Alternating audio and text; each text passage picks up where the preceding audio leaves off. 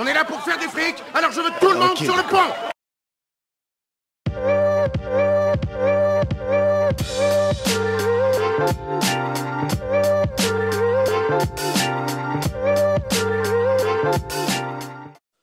Et bonjour à tous, bienvenue sur la chaîne de l'Examen Crypto. Nous sommes le mercredi 5 mars 2025, il est actuellement 7 h du matin. On va faire le point bien évidemment sur les news, on va regarder le Bitcoin, on va regarder les altcoins en passant par les indicateurs. Allez, on s'installe et on démarre cette vidéo avec cette cryptomap qui reprend des toutes petites couleurs. Bon, après les chutes qu'on a connues, c'est tout à fait normal qu'au bout d'un moment on ait un peu de vert. Mais bon, ça reste encore très léger par rapport à tous les coups de massue qu'on a pris sur la tête. Allez, on va s'installer, on va regarder tout ce qui se passe. On démarre directement, eh bien, en fait, avec les news. Non, j'ai bien envie de démarrer avec le calendrier macroéconomique, tiens d'ailleurs. On va démarrer avec le calendrier macroéconomique parce qu'en fait, là, donc aujourd'hui, le mercredi 5 mars, on aura la création d'emplois non agricoles, PMI services, indice PMI non manufacturier d'ISM et le stock de pétrole brut.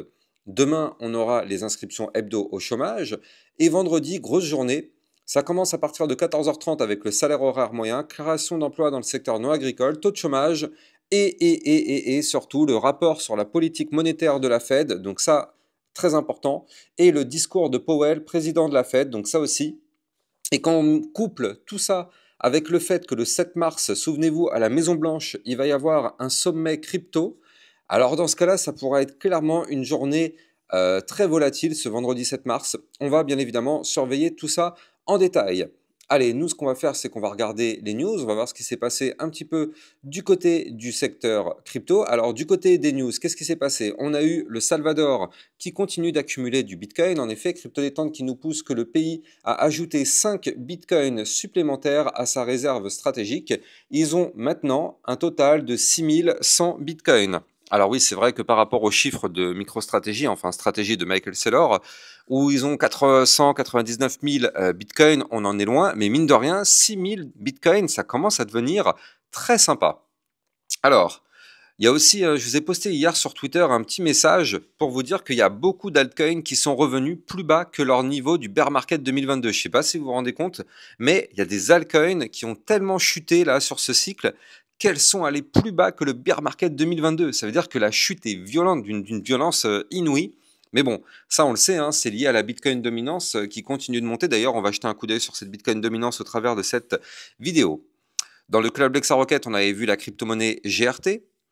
Alors, je vous avais mis un petit message sur Twitter hier en disant Bitcoin, la situation est très flippante, on enchaîne les journées dans le sang, mais avec un peu de recul, quand on dézoome, nous sommes toujours bel et bien au-dessus de la zone des 71 000 $ qui avait été breakée. Vous la voyez, cette boîte violette ici, c'est la zone qui avait été breakée. De ce fait, la config, pour le moment, est sur des points hauts de plus en plus hauts en vue très long terme.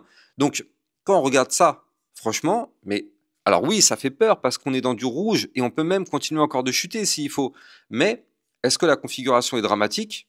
Pour l'instant, non. Pour l'instant, ce n'est pas le cas. Alors, on a Crypto Détente qui nous pousse que Bitwise passe à l'action. La société officiellement déposé une demande d'ETF spot Dogecoin auprès du NYSE. Donc, on va voir ce que ça va donner. Hein. C'est une avancée si c'est validé. Alors, si on en valide le Doge, clairement, je pense que ça peut laisser la porte ouverte pour plein d'autres actifs numériques. Donc, à surveiller. Alors hier soir, je vous avais fait un petit flash spécial sur le Bitcoin, hein, il était 19 h pour justement vous donner les explications, qu'est-ce qui se passe, quels sont les niveaux clés à surveiller. Comme ça, vous le savez, hein, sur ma chaîne YouTube, vous avez en général une vidéo le matin avec les news et l'analyse du Bitcoin. Et en général, le soir aussi, un flash spécial fin de journée sur le Bitcoin. Comme ça, vous êtes sûr d'avoir tout ce que vous avez besoin de savoir au quotidien. Dans le club Lexa Rocket, on avait vu la crypto-monnaie CKB, donc le Nervos Network. Crypto Détente qui nous pousse que Scott Bessent s'exprime sur les taux d'intérêt. En effet, le secrétaire au Trésor des États-Unis affirme que l'administration est déterminée à réduire les taux d'intérêt, une annonce qui pourrait avoir un impact majeur sur les marchés financiers. Donc ça, c'est vrai, hein, c'est la baisse des taux, c'est ce que tout le monde attend justement. Donc à surveiller si on en a une ou pas. Et peut-être que vendredi, on aura des news aussi par rapport à ça. Toujours du côté de Crypto Détente qui nous pousse que Elon Musk donc qui est désormais le ministre de l'efficacité gouvernementale, donc le fameux Doge, choque le monde en disant les États-Unis doivent quitter l'OTAN et l'ONU, un tournant historique ou une provocation. Donc effectivement, là, c'est vrai que c'est plus orienté politique, mais mine de rien, c'est quand même une phrase et quelque chose d'assez choc. On verra ce que ça va donner sur la durée. un nouveau tournant pour la crypto aux États-Unis. En effet, les membres du Congrès, donc Richie Torres et Tom Emmer, annoncent la création du Congressional Crypto Caucus. Donc en fait, leur ambition, c'est de faire des États-Unis un leader mondial dans l'innovation blockchain et les actifs numériques. Donc ça commence à prendre forme tout ça du côté des USA. On va voir ce que ça va donner, en tout cas sur la durée. Allez, nous on va lancer l'analyse technique, mais avant, bien évidemment, je rappelle à tout le monde que tout ce que je vais dire dans cette vidéo n'est en aucun cas un conseil financier. C'est à vous de faire vos propres recherches. Et n'oubliez pas que le trading de crypto comporte des risques de perte partielle ou majeure. On démarre sur l'analyse technique de notre Bitcoin. Et regardez ça. On est peut-être en train de le faire, hein. Souvenez-vous, du côté du Bitcoin, moi je vous avais expliqué qu'on avait une belle petite divergence haussière en vue moyen terme, là, comme vous pouvez le voir ici. Donc là, le cours, eh bien, nous a fait une belle petite chute avec un premier bottom ici et peut-être un deuxième bottom. Donc là, du coup, c'est pour ça que on avait pu anticiper le fait qu'on allait avoir une petite remontée. Effectivement, du côté du RSI, on monte. Du côté du cours, eh bien, hier encore, on était plus bas. Donc, c'est pour ça que là, je vous avais fait une vidéo hier soir pour vous dire, attention, il y a une petite divergence haussière. Donc, ce serait pas surprenant de voir le Bitcoin qui reprenne un petit peu de force. Et donc, justement, bah, ça n'a pas loupé, hein. Regardez la divergence haussière qui est là. Tac, nous permet justement hier de pas clôturer de façon catastrophique. Et même, au final, on a fait une belle clôture, vu qu'on clôture avec des points bas qui sont de plus en plus hauts, hein. Toujours, regardez, hier, on a fait une clôture au-dessus de la dernière bougie rouge. Donc ça, c'est plutôt encourageant. Maintenant, bah, il y a deux problèmes. Il y a deux problèmes. Le premier problème, c'est que, eh bien, oui, on est toujours en dessous le niveau clé. Je rappelle que le niveau clé à récupérer, c'est les 92 500 $. Si on récupère ce niveau clé, effectivement, ce serait encourageant, mais pour l'instant, c'est pas le cas. Donc là, déjà, c'est le premier problème. Et le deuxième problème, c'est qu'on a la résistance majeure des 88 035 $ que vous voyez ici. Et donc, malheureusement, bah, cette résistance, on est en dessous. Hier, on a clôturé en dessous. Aujourd'hui, on est venu la chercher. On est toujours en dessous. Donc, justement, si on veut avoir une vraie reprise haussière, eh bien, on n'a pas le choix, hein, ça va passer par la cassure de cette résistance. Et regardez, pour ceux qui me suivent depuis quelques jours sur YouTube, eh bien, ça fait 2-3 jours que je vous parle d'un potentiel double bottom. Et regardez, j'ai l'impression que ça commence vraiment à se matérialiser. Regardez ça, on a ici le premier bottom et on est peut-être en train de former ici le deuxième bottom. Je rappelle qu'un double bottom, c'est une figure chartiste de retournement haussier qui est validée à l'unique condition de casser dans l'échelle de temps donnée. Donc nous, on est en vue jour la ligne de coup. Donc nous, la ligne de coup, elle est à 94 316 et qu'on ait un pullback qui valide cette cassure. Donc là, on en est très très loin. Le niveau clé à breaker est ici. Donc comme vous pouvez le voir, il y a encore de la marge. Néanmoins, grâce ici à cette divergence haussière et le fait qu'on ne fasse pas de point bas plus bas que les précédents, eh bien ça nous indique qu'on pourrait potentiellement avoir une petite remontée ici. Et ce ne serait pas surprenant, hein, de retourner chercher donc les 88 035, 89 631, et après donc le bas de l'ancien range ici, les fameux 92 500 $. Ce ne serait pas une surprise de retourner chercher ces niveaux clés. Et si jamais on break tout ça et qu'on valide le double bottom, bah regardez, la target théorique, il faut quand même le noter, hein, mais c'est une target à plus 12%. Et donc la target théorique, eh bien, serait d'aller chercher ici les 104 634 $, voire même, pourquoi pas, des points plus hauts.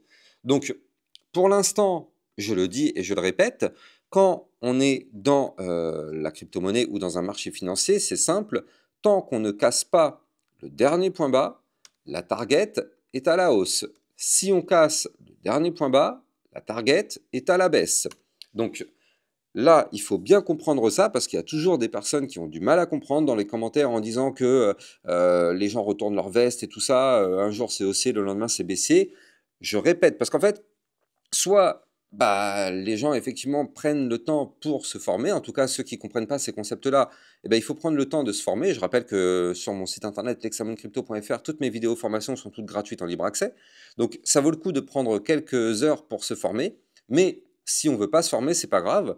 Moi je vous explique, quand on est au-dessus d'un dernier point bas, dans ce cas-là, on va chercher des points plus hauts.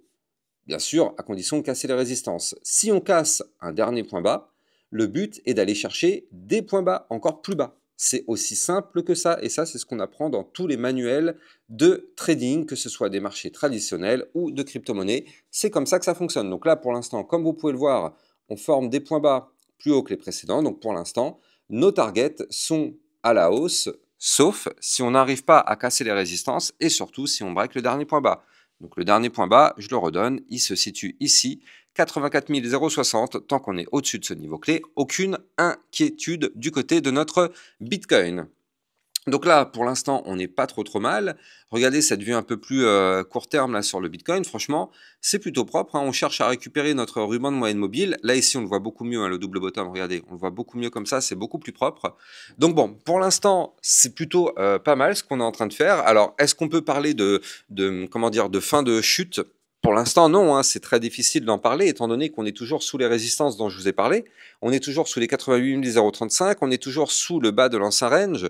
Donc c'est quand même délicat de dire que la chute est terminée, même s'il y a quand même des signaux qui nous montrent que on peut avoir quelque chose qui s'apparenterait à une potentielle début de reprise.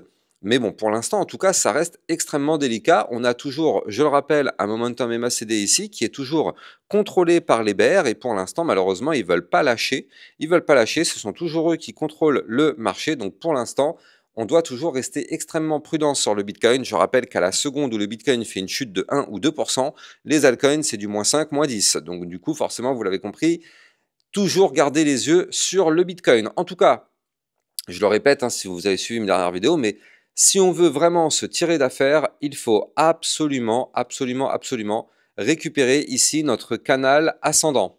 Et oui, on était dans un très joli canal ascendant. Et malheureusement, ce canal avait été breaké par le bas. On est venu le retester ici. Malheureusement, ça a été un échec. Donc, si on veut vraiment se tirer d'affaire, il faut absolument réintégrer ce canal ascendant, parce que je rappelle que si on le réintègre, le but, ce serait d'aller chercher le haut du canal. Et donc, nous, notre haut de canal, c'est un nouvel ATH.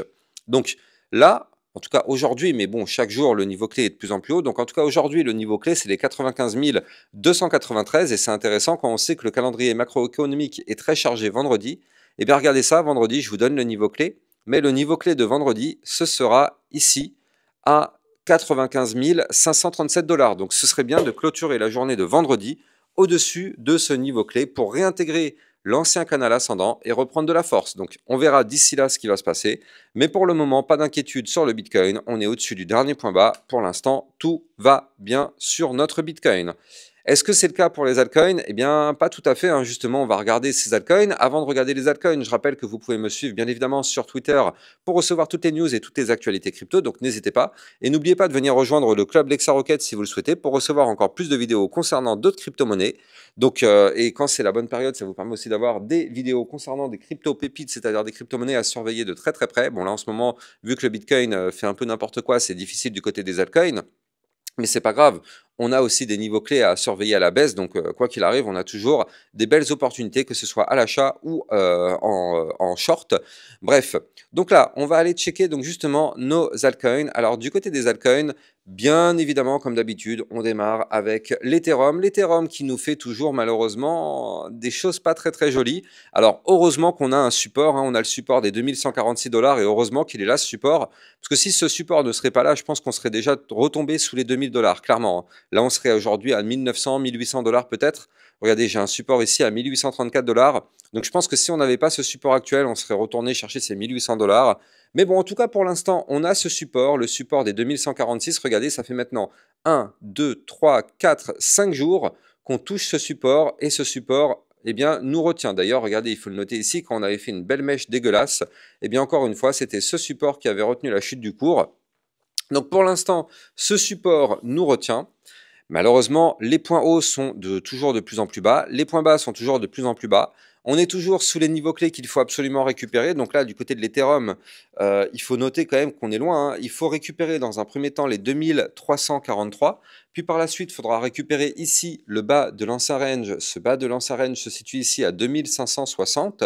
Et si on récupère ces 2560, le but serait d'aller chercher par la suite les 2723, voire même pourquoi pas des points encore plus hauts ici à 2851 et pourquoi pas aller chercher l'ancien range qui est ici, ce qui serait extrêmement intéressant. Je rappelle qu'il faut absolument qu'on repasse au-dessus du ruban de moyenne mobile pour qu'on puisse un petit peu se sentir en sécurité. Donc nous, notre ruban de moyenne mobile s'étend jusqu'aux 2990 $. Donc on en est très loin. Est-ce que le support sur lequel on est actuellement va nous permettre de rebondir? Dites-moi en commentaire ce que vous en pensez. Mais pour l'instant, en tout cas, c'est délicat. Mais il y a quand même un petit indice. Alors cet indice, il est ici, hop là, un petit peu à l'image du Bitcoin.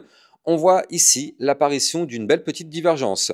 Le graphique ici nous montre qu'on chute. Le RSI nous montre qu'on monte.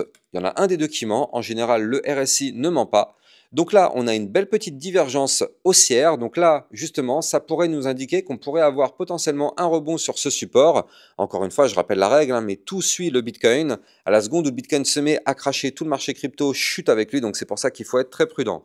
Vous pouvez trader bien évidemment ces cryptos en utilisant mon lien de parrainage Binance que vous avez en description de vidéo qui vous permet d'obtenir un bonus à vie sur vos frais de trading et ça vous permet de trader sur une plateforme enregistrée PSAN auprès de l'AMF. Donc n'hésitez pas, mon lien est en description de vidéo. Donc là, oui, grâce à cette divergence haussière, si le support tient, eh bien, il est tout à fait possible du côté de l'Ethereum, au moins à minima, d'aller chercher les 2343 $, voire même les 2465. Ça, ce serait tout à fait possible si on arrive à valider la divergence haussière. Aller rechercher des points plus hauts, bon bah, il n'y a pas le choix, il va falloir de la force. Alors on peut en avoir, hein, on le sait qu'en crypto-monnaie c'est hyper volatile, donc on peut en avoir de la force, mais bon, pour l'instant en tout cas, c'est vrai que ça reste extrêmement délicat, mais bon. On est au-dessus du support. Tant que ce support tient, on a toujours en tête un petit espoir. Si vous avez kiffé la vidéo, n'oubliez pas de liker, commenter, partager au maximum. Vous le savez, ça participe au référencement de ma chaîne YouTube. Et n'oubliez pas de liker, commenter, partager et de vous abonner pour recevoir tous les jours 1, 2 à 3 vidéos concernant le Bitcoin et les altcoins. Je vous souhaite une très bonne journée. Je vous dis à plus tard. Ciao, ciao.